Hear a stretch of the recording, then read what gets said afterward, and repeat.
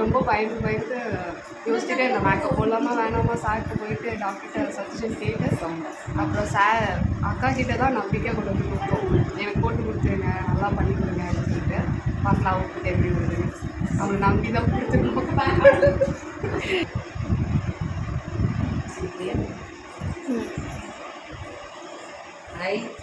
எங்கள் ஸ்கின் ரொம்ப சென்சிட்டிவ் பார்க்குறீங்களா? ரொம்ப சென்சிட்டிவான ஸ்கின்னு.